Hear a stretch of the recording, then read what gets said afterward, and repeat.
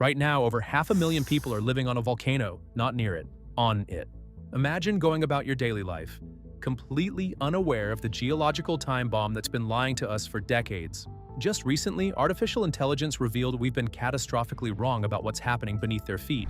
This is Campi Flegrei, and what scientists discovered in September 2025 changes everything we thought we knew about Europe's most dangerous volcano, raising the terrifying question: what else have we been missing? Are we dealing with a geological time bomb? Picture this. You're monitoring one of the most dangerous volcanoes on Earth. You've got sensors everywhere, teams of experts watching 24/7, and then someone runs the numbers through an AI algorithm and discovers you've been missing 78% of the earthquakes. That's exactly what happened in September 2025, when a team of researchers fed 3 years of seismic data from Campi Flegrei into an artificial intelligence algorithm. They were expecting the AI to confirm what traditional monitoring systems have been telling them: roughly 12,000 earthquakes between 2022 and 2025. But the AI spits out a number that stops everyone in the room cold. 54,000 earthquakes, not 13,000, not 15,000, 54,000. For 3 years, this volcano has been 4 times more active than the world's leading monitoring systems detected. For 3 years, scientists thought they were watching one of Earth's most dangerous volcanoes with exceptional clarity. Little did they know, they were watching through a keyhole. But here's where it gets terrifying. The AI didn't just count more earthquakes, it revealed something far worse. Dr. Bill Ellsworth from Stanford's Center for Induced and Triggered Seismicity explains what the AI revealed. Traditional systems catch the big shakes, the obvious movements. They miss the smaller signals, the subtle patterns. And in those patterns, the AI found something no one had seen before: a perfect ring of seismic activity encircling the entire 8-mile-wide caldera. These fault systems are capable of producing magnitude 5 earthquakes, not in a mountain somewhere, not in some remote field, but in the middle of Italy's most densely populated urban area where 80,000 people live, work, and sleep. This is the same urban area that happens to be sitting on top of a supervolcano. Let that sink in. Here's what makes Campi Flegrei terrifying compared to every other volcano you've ever heard of. You can't see it. There's no smoking mountain in the distance, no crater to point at, no obvious sign that anything's wrong. It's an 8-mile-wide collapsed volcanic crater that looks like a scenic bay. Naples, one of Italy's largest cities, sits partially inside it. The town of Pozzuoli is built directly over the most active section. Beaches, restaurants, schools, shopping centers, all constructed on top of a geological monster. When tourists visit Naples, they take photos of Mount Vesuvius looming in the distance. That's the one that destroyed Pompeii in 79 AD. That's the obvious threat. Vesuvius is a sparkler compared to Campi Flegrei. 39,000 years ago, Campi Flegrei erupted with such devastating force that it ejected 72 cubic miles of volcanic material into the atmosphere. Ash buried Eastern Europe and Russia. Global temperatures crashed. Some scientists believe this single eruption contributed to the extinction of Neanderthals, an entire branch of humanity potentially wiped out by the same volcanic system that now has 500,000 people living on top of it. The ancient Greeks called this place the Phlegreian Fields, the Burning Fields. They believed it was the entrance to Hades, where the god of the underworld ruled. They believed titans were imprisoned beneath the ground here, their rage causing earthquakes when they struggled against their chains. Mythology, superstition, primitive fear. Except they were right about the rage beneath the ground.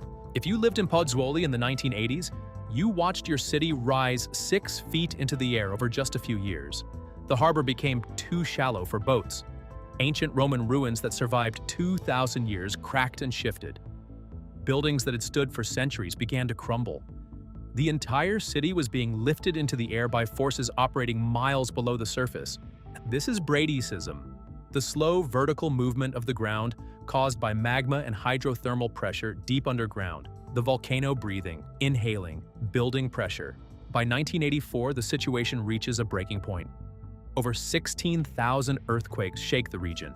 During peak tourist season, a magnitude 4.2 earthquake strikes. The historic Rione Terra district was evacuated, 40,000 people forced from their homes. Families that have lived in Pozzuoli for generations, now refugees. Many never returned. Today, this beautiful hilltop neighborhood stands eerily empty, a ghost town in the heart of modern Italy, a monument to what happens when the volcano breathes too deeply. After 1985, things calm down.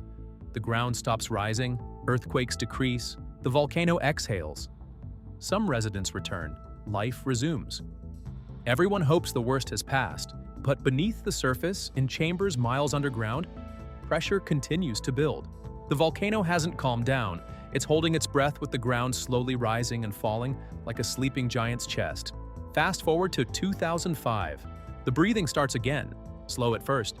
Subtle ground movements.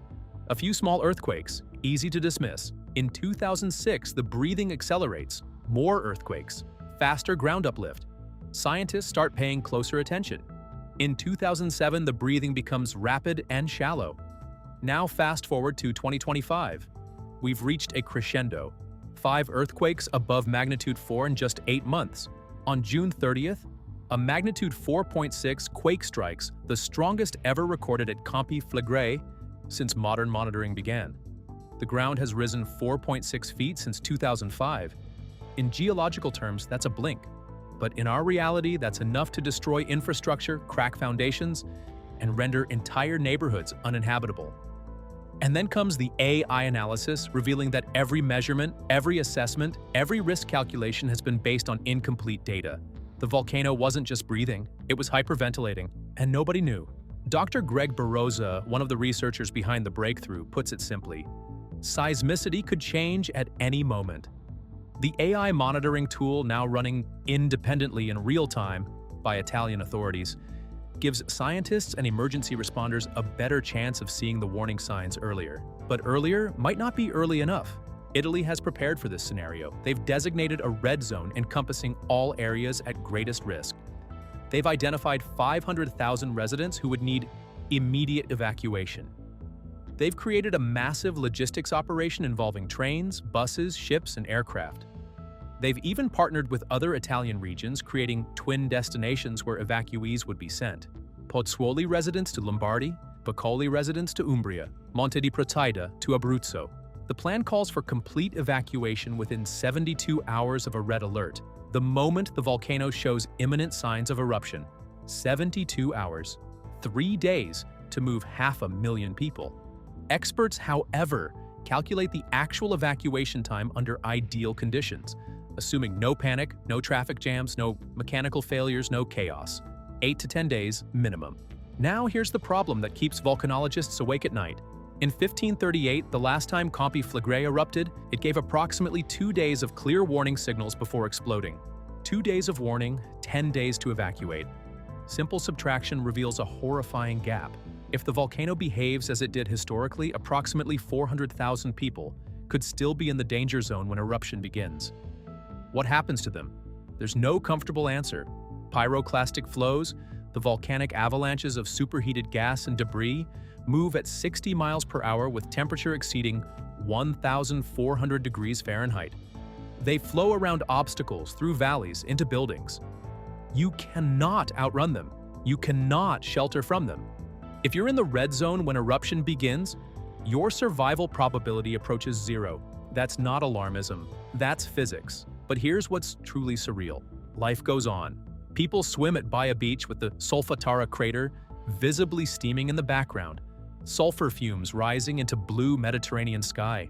Cafes overflow with locals arguing about Naples' latest football match, not fault lines. Markets bustle with vendors selling fish caught in waters heated by volcanic vents. Children play in parks built on ground that's risen 4 feet in 2 decades. A Naples resident explains the mindset perfectly. Everyone knows we live in a seismic zone. Real Pozzuoli residents live in harmony with the volcano. We get scared sometimes, but never terrified. It's a strange kind of acceptance. The volcano has been here for 39,000 years. Their ancestors built homes here centuries ago. Generations have been born, lived, and died in the shadow of this threat. This is home. Giovanni Macedonio, director of the National Institute of Geophysics and Volcanology in Naples, maintains a red phone line to Rome's Civil Protection Headquarters. They test it twice daily, making sure the connection is live, making sure the warning system works. It's a direct lifeline for the moment everything changes. The earthquakes. This past March and June has already damaged buildings severely enough to force families out. Many can't return, their homes structurally unsound, property values decline, and yet most people stay. Because what's the alternative? Abandon your home because of a threat that's been theoretically present for your entire life? When do you leave? And at what point does precaution become paranoia? So they stay, they swim, they drink coffee, they live, life goes on. But here's what keeps volcanologists awake at night. Campi Flegrei operates on a self-sealing cycle. Each cycle of unrest adds energy to the system. Magma pushes upward, creating pressure. Gases accumulate in underground chambers. The volcano starts to vent to release some of that pressure through earthquakes and ground deformation. But then, something happens that makes Campi Flegrei uniquely dangerous. The system seals itself. The venting stops. The pressure that built up during the unrest gets trapped beneath the surface, and then the cycle begins again. The volcano essentially corks itself, trapping energy beneath the surface until something has to give. The current unrest pattern mirrors the 1970s and 80s crisis, but it's more intense. Ground uplift has already exceeded 1984 levels. Seismicity accelerated faster than historical patterns suggested was possible. The AI revealed a fault system that fundamentally changes our understanding of the volcano's structure. Every indicator suggests this cycle is different, more intense, more rapid, and more dangerous. The question isn't whether Campi Flegrei will erupt again. That's a geological certainty. It's when, and will we be prepared? Now the bigger question. Here's where this story becomes about more than just one Italian supervolcano. If scientists monitoring one of the world's most closely watched volcanic systems missed 78% of seismic activity, what else are we missing? Yellowstone in the United States, Toba in Indonesia, Taupo in New Zealand, Long Valley in California, Ira in Japan. Supervolcanoes exist across the planet, each capable of catastrophic eruptions that would reshape continents. How many of them are we monitoring with the same blind spots that existed at Campi Flegrei until this past September 2025? How many are more active than we realize? How many fault systems have we failed to detect? How many pressure cycles are further along than our measurements suggest? There is light, though. The AI breakthrough at Campi Flegrei represents both revelation and warning. The technology now exists to see what we've been missing. Italian authorities run the algorithm in real time, now analyzing every tremor, mapping every fault movement. The blind spot is closing at Campi Flegrei. Dr. Greg Barroza, one of the scientists behind the breakthrough, emphasizes that seismicity could change at any moment. The AI gives scientists and emergency responders a fighting chance to see the warning signs earlier. But earlier might still not be early enough. Not when you need to move 500,000 people and the volcano might only give you 2 days' notice. The Bay of Naples region isn't just a collection of towns and cities. It's an economic engine. 30% of Italy's Mediterranean shipping flows through these ports. Tourism generates over 50 billion euros annually. Manufacturing employs tens of thousands. Transportation networks connect southern Italy to the rest of Europe. A volcanic crisis doesn't just threaten lives, it threatens the entire economic foundation of southern Italy. Supply chains feeding the continent would fracture. The economic shockwaves would reach every corner of Europe and beyond. But economics pale against the human cost. 500,000 people facing displacement, not temporary evacuation. Potential permanent loss of home, community, identity. Families separated. Generations of history erased. An entire regional culture potentially scattered across Italy, trying to rebuild in unfamiliar places. This isn't theoretical. The infrastructure for evacuation exists. The twinned regions are identified. The buses and trains are allocated. The emergency shelters are designated. All of it built on the assumption that 72 hours will be enough time. And if it's not? If the volcano gives 2 days instead of 3? If traffic clogs the evacuation routes? If panic overrides planning? If any of 1,000 variables goes wrong? Then the plan fails, and hundreds of thousands of people are still inside the caldera when the ground opens up. So now what? As the volcano rumbles, scientists watch more carefully now, armed with AI that sees what human systems miss. Emergency planners refine evacuation protocols, trying to shave hours off timeline estimates. Civil protection officials test their red phone lines twice daily. And 500,000 people continue to live their lives in harmony with a giant that's just waiting to wake up. They've adapted to a threat that's always present, but never quite imminent enough to justify abandoning everything. The ancient Greeks believed titans were imprisoned beneath these fields, their struggles causing the earthquakes when they raged against their chains. Modern science understands the actual mechanism. Magma chambers, hydrothermal systems, fault networks, pressure cycles. That's the science. But the fundamental truth the Greeks understood remains unchanged. There is rage beneath this ground, power beyond human scale. Forces that, when unleashed, reshape the world. Campi Flegrei will erupt again. Not might. Will. The geological record is clear. The pressure mechanism is understood. The cycle is accelerating. Every measurement, every data point, every historical pattern points to the same conclusion.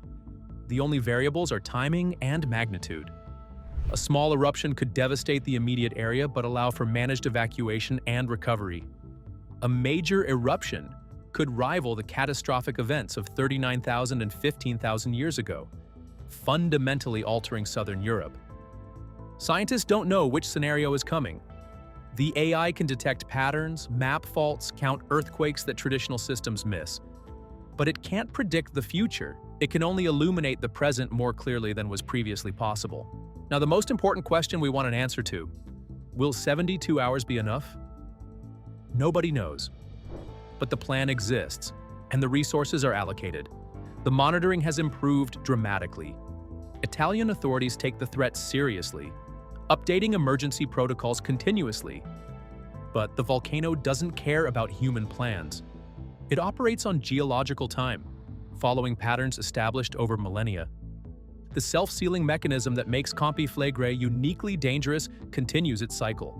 Pressure in, release blocked, pressure building higher. The geological pressure cooker continues approaching the threshold where physics demands release. And when that release comes, when the volcano finally exhales after holding its breath for decades, will 3 days be enough time to save 500,000 lives? Or will the AI that revealed how much we'd been missing arrive too late to prevent catastrophe? The answer is coming. The volcano will decide when. For now, the mountain rumbles and scientists diligently watch. And 500,000 people go about their lives living atop Europe's sleeping giant. The situation is serious. Please continue to monitor for updates and stay informed through official channels.